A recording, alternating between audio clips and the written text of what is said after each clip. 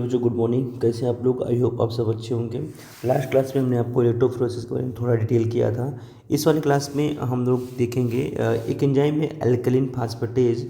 हालांकि इसके बारे में एनसीईआरटी में ज़्यादा डिटेल कुछ दिया नहीं गया है, लेकिन उसके बावजूद भी मैंने सोचा बता दूँ। एल्कलीन फास्फेटेज का यूज क्यों होता है, ज़रूरी है। This enzyme is used to prevent rejoining of the restriction endonuclease treated plasmid। इसका मतलब क्या होता है, पहले आप वो समझिए।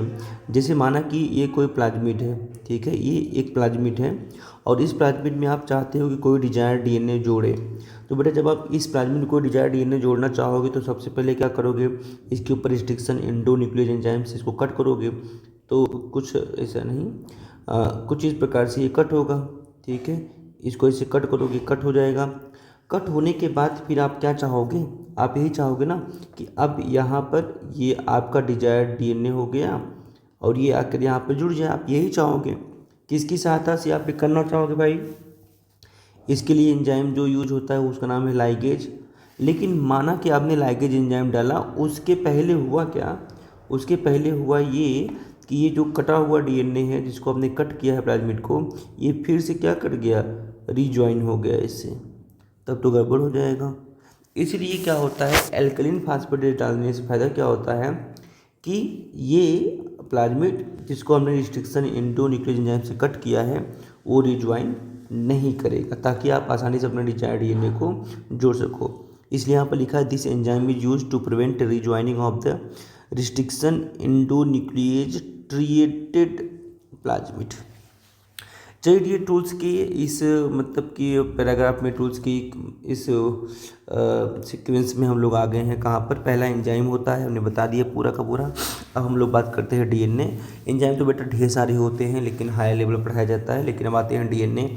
अगर आपसे मैं पूछूँ बेटा कितने प्रकार के डीएनए आपको चाहिए ताकि आप आरडीएनए बना सको, तो आप सबसे पहले बिना कुछ ज़्यादा सोचे समझे आराम से ये बोल सकते हैं कि सर जी सबसे पहले हमें डिजायर डीएनए चाहिए ही चाहिए।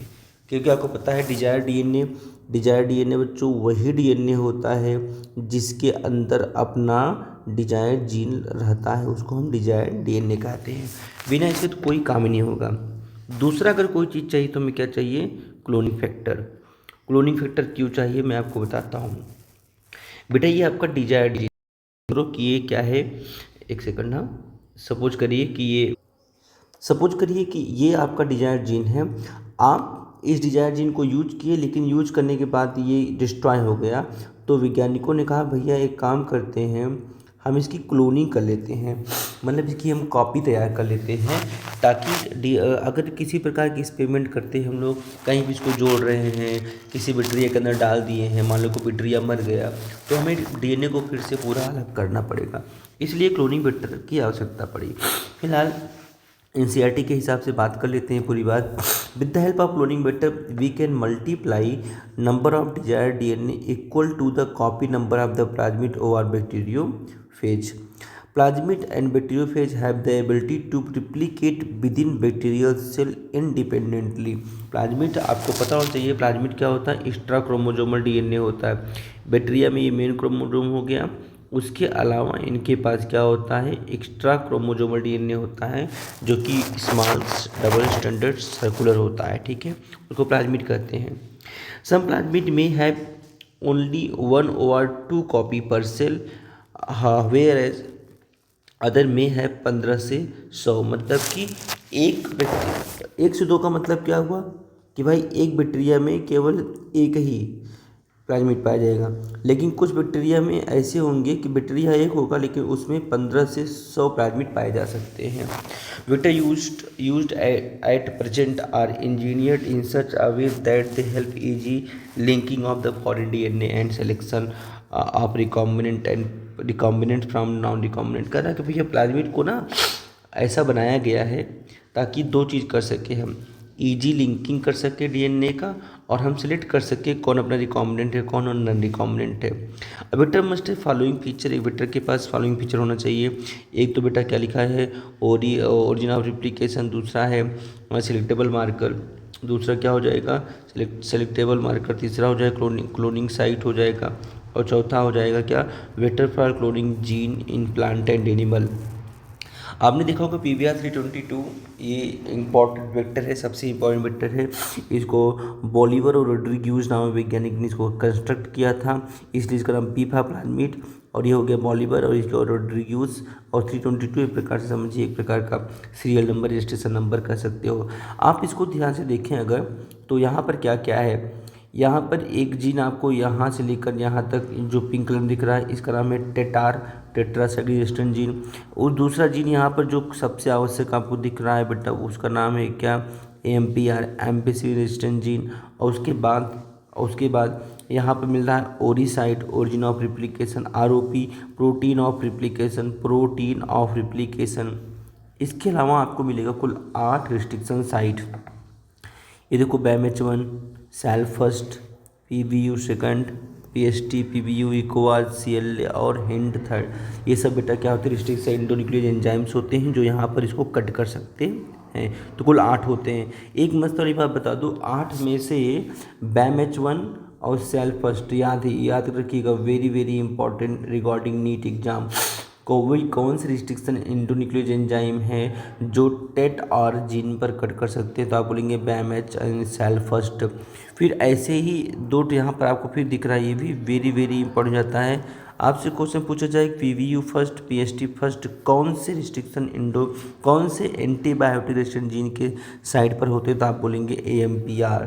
ठीक है। आपसे पूछा जा सकता है कि PBU सेकंड कहाँ पर पाया जाएगा, तो आप बोलेंगे ROP रीजन पर। और आपसे पूछा जा सकता है कि आप उन रिस्ट्रिक्शन एंडोन्यूक्लियोज एंजाइम के नाम बताइए जो किसी भी ड्रग रेजिस्टेंट जीन साइट पर नहीं पाए जाते हैं, तो आप आराम से ECO alpha, CLA first, hind third, उसके बाद PBU सेकंड टिक कर सकते हैं। यानी बेटा टोटल 8 रिस्ट्रिक्शन साइट में से 4 कहाँ पर पाए जाएंगे, ड्रग रेजिस्टेंट जीन साइट पाए जाएंगे, और 4 क्या होंगे, non drug resistant gene site पर पाए जाते हैं। ठीक है। अब आगे बात करते हैं ओरिजिन ऑफ रिप्लिकेशन की। तो ओरिजिन ऑफ रिप्लिकेशन वो स्थान होता है जहाँ पर DNA का रिप्लिकेशन होता है वगैरह वगैरह। अच्छा, ओरिजिन ऑफ रिप्लिकेशन एक इम्पॉर्टेंट काम करता है, control the copy number of link DNA पर सेल। 2 काम करेगा, एक तो रिप्लिकेशन को स्टार्ट कराएगा। देखो मैंने यहाँ पर थोड़ा सा हाईलाइट करने का प्रयास किया, आप समझने का प्रयास करो बस। क्या, एक तो ये रिप्लिकेशन करवाएगा, रिप्लिकेशन स्टार्ट करेगा। और दूसरा, अगर तुमसे कोई पूछे बेटा कि ओरिजिन ऑफ रिप्लिकेशन साइट का 2 काम बता दो, तो यहाँ पर हाईलाइट है, एक बोलो कि देखो भैया ओरिजिन ऑफ रिप्लिकेशन यानी रिप्लिकेशन स्टार्ट करवाएगा। दूसरा बोल देना एक सेल के अंदर कितना प्लाज्मिड बनेगा, ये इस चीज़ को निर्धारित करता है। 1 बनेगा कि 2 बनेगा कि 1500 बनेगा। So if one want to recover many copies, अगर आपको ढेर सारी कॉपी चाहिए अपने टारगेट DNA का, जीन का, it should be cloned in a vector whose origin support high copy number. ठीक है। उसके बाद आता है important about the ori region, जो होता है ओरी साइट होता है। ओरी रीजन जो होता है उसके लिए इंपॉर्टेंट क्या है, मैंने अलग से बता दिया है कि बेटा जो ओरिजिनल रिप्लिकेशन साइट होता है, it is AT rich region. यहाँ पर AT की मात्रा ज़्यादा पाई जाती है, ताकि क्या कर सके, helicase enzyme can easily break double hydrogen bond. देखो बेटा यहाँ पर A और T के बीच क्या है, डबल हाइड्रोजन बॉन्ड होता है। आपको मैं ओरली बोल देता हूँ, जब भी DNA का रेप्लिकेशन शुरू होता है तो वहाँ पर सबसे इम्पॉर्टेंट होता है कि हेलिकेज एंजाइम आए और DNA के दोनों स्ट्रैंड को अलग कर दे। तो DNA के दोनों स्ट्रैंड को, जैसे ये DNA का स्ट्रैंड है, जब भी रिप्लिकेशन शुरू होगा तो उसमें क्या होगा, DNA का दोनों स्ट्रैंड डियर क्या हो जाएगा, अलग हो जाएगा एक दूसरे से, समथिंग लाइक दिस। ये देखो ये क्या हो जाएंगे, इससे अलग हो जाएंगे। ये बहुत ही ज़्यादा इंपॉर्टेंट है आपके लिए, इसको आपको समझना पड़ेगा। अच्छा, मॉलिक्यूलर बेस ऑफ इनहेरिटेंस आप पढ़ के ही आए होंगे, तो इसलिए आपको पता होना ज़रूरी है। अब यहाँ पर क्या बन जाएगा, ये ओपन हो गया है, और ओपन होने के बाद फिर क्या होगा, रिप्लिकेशन शुरू होगा। तो इसको ऐसे ओपन करने के लिए, रिप्लिकेशन फॉक्स बनाने के लिए आपको हेलिकेज एंजाइम चाहिए होगा, और तोड़ेगा। तो हेलिकेज एंजाइम अच्छे से कहाँ काम कर पाएगा, जहाँ पर ट्रिपल बॉन्ड ना होगा, डबल बॉन्ड हो। ये हो गया ओरी साइड। सेलेक्टेबल मार्कर क्या होता है बेटा, सेलेक्टेबल मार्कर बहुत इंपॉर्टेंट पॉइंट है। इसके लिए मैं नेक्स्ट वीडियो बनाऊंगा, तो उसमें आपको समझाऊंगा, ताकि थोड़ा समझा के फिर आगे बढ़े। Okay, thank you for today बेटा।